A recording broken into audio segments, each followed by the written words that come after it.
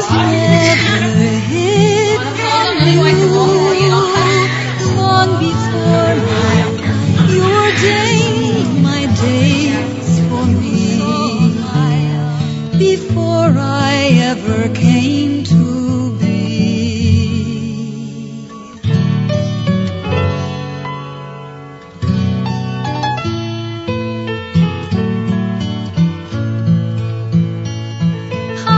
Precious to me are all your thoughts, oh God.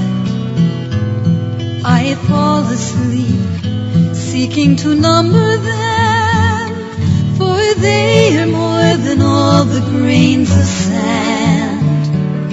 When I awake, I'm still within your hand.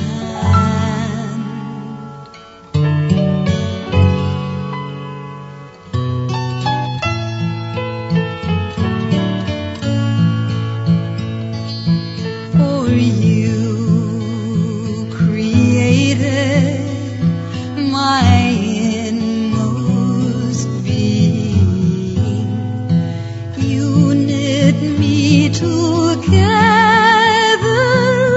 in my mother's womb, and I will praise you, for I am fearfully and wonderfully made in my mother's womb.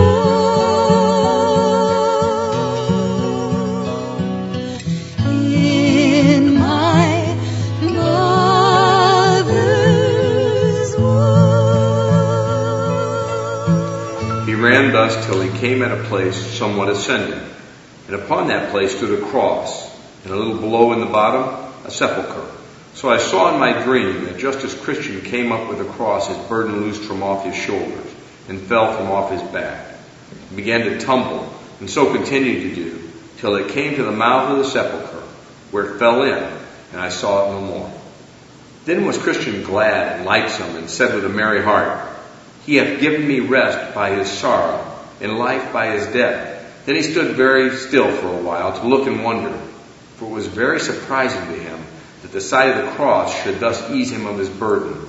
He looked therefore and looked again, even till the springs that were in his head sent the waters down his cheeks.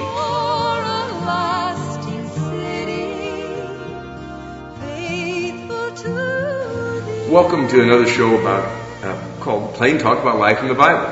This is my wife Lois, if you were watching last week. If you weren't, she's the love of my life, this girl. 12 years I've been married to her, and they're certainly the 12 best years of my life. And I embarrass her, but there's nobody who I consider to be a finer person and more helpful as a bride than this one. Now that I've totally embarrassed her, it is nice to see you, and I'm glad you finally got to be part of this. The text we just showed is Christian ascending the mount where he's seeing the cross. Mm-hmm. And the thing that always strikes me about it in Bunyan's account is that he sees the cross and his burden falls off his back, tumbles down the hill, rolls into the sepulchre.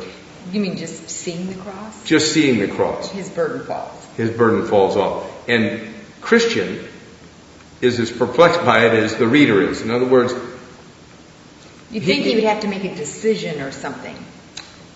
Yeah, or that he'd have to get up there. It wouldn't have this effect of just without somebody coming and sort of taking it away from him, the mere sight of it. But then as Christian starts really contemplating it and not moving, tears start streaming down his face. He sees it better. Now, so my question is to you, and I know I catch you off guard with these things, but how do you ever remember, or do you now deal with this image of the cross? Is it just part of what we say, or is there, when you're all alone, do you ever have those moments where you're still standing there, feeling it, seeing it? Do you do anything like that?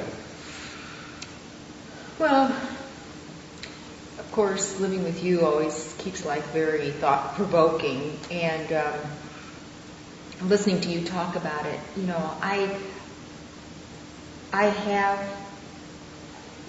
I was more in the mode where I wanted to solve it and make a decision of some kind and fix it for me because I wanted to avoid hell.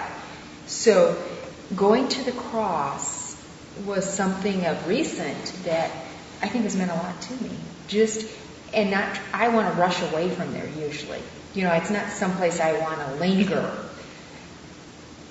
Except that the fact is that is a very, the more I have lingered there and encountered the reality of it, not that it's so gruesome, but the reality is that was necessary to pay.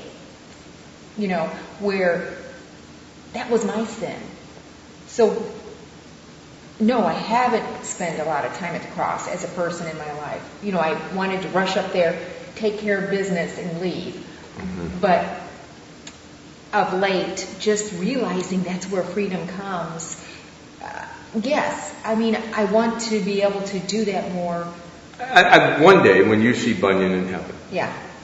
One of the things I would like to ask him is, did he have in mind the contemplation of the historical nature of the cross? The reason I say that is Christianity is the only religion in the world, where, as Tim Keller said, the playwright writes himself into the play. Mm-hmm. Every other religion has some sort of a prophet or a divine person normally explaining what the deity is like and what the deity requires of you. Christianity has a deity that enters this world, walks the earth, sweats, eats, converses, sleeps, fishes. You see what I mean? Builds things, and then walks up the hill to actually be tortured and executed. Sometimes when we explain it to people, because we like to give it an efficient model, we don't have people stand and contemplate, wait a minute, is the Christian claim true, first of all, that this is God Himself breathing out His last? And the answer, if you're a Christian, is it's absolutely true. That's what makes the burden tumble off, is that justice, even if you don't get it, right, as a human being, justice understands that penalty's been paid. The deity is dying. Not that God can die, but the God-man can die. You see? God can't cease to exist. He's God. But the God-man can undergo a physical death, and He is undergoing a physical death. And you can listen to Him breathe. And I think when Bunyan's imagining it, he understands, oh my goodness, the burden has to fall off. This is God Himself hung up there, pulling Himself up on those nails, attempting to breathe. And that begs the question, why? People often say to me, well, your God is sort of a vengeful God, or, one of those things. If you're standing at the cross and watching Him breathe, if you think this God is some second-rate deity, you haven't figured out that He has no reason to come. He has no reason to sweat. He has no reason to eat bad food and, right, all of those things, and be attacked by people verbally and physically, misunderstood most of the except for one thing. His heart is full of love.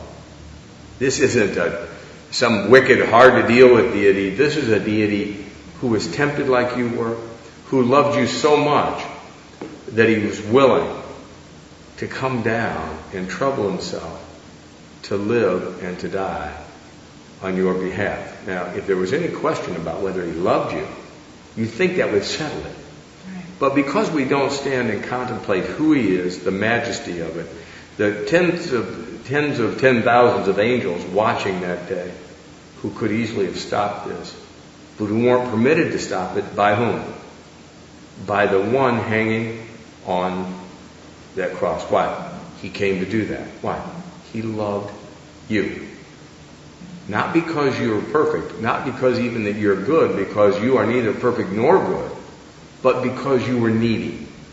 That whole exchange thing, it's what I try to, when I stand at the cross, trying to think that actually, I give him, he's taking my sinfulness and he's giving me righteousness, which is so hard, which I would prefer to work my own righteousness out because that's just my prideful self. I want to figure it out, but I can't.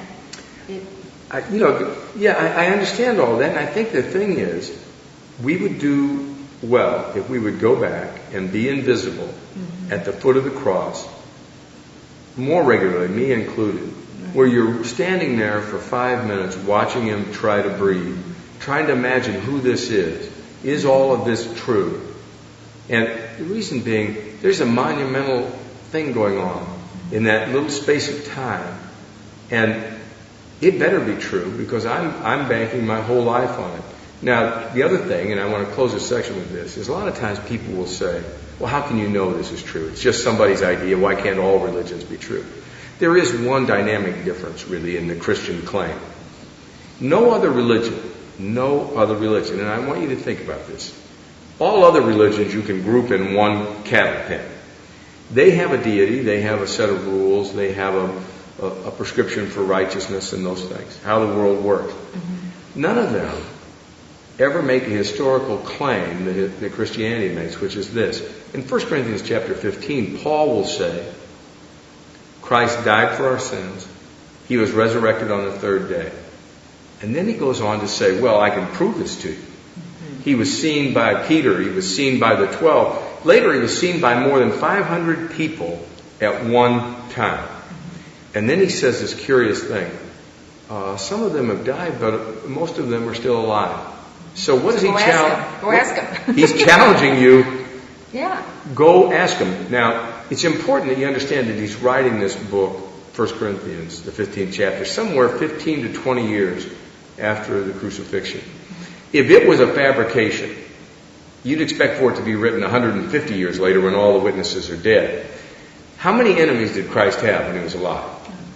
Scores. Every religious leader was his enemy. Right. Do you think they were still alive 15 years later? Oh, yeah. If Paul made that claim, that Christ not only died but resurrected, if that tomb wasn't empty, if there was really a scandal about the body being stolen, if any of that was plausible, don't you think his enemies would have immediately said, find some witnesses who saw him, prove it to me? But you never hear a peep from his enemies in history. Why? He did arise, and he was walking the earth, and more than 500 people did see him at one time. And if you need a preponderance of evidence for Christ's case, this is it. And I'm saying to you, you need to understand, it doesn't make Christianity absolutely the truth, but it does separate Christianity from all the other, what I will call pedestrian religions, and you can dislike that if you like. They're pedestrian in the sense that they're all the same. They're all walking one way on a sidewalk. They may have differences between them, but they all have very much in common.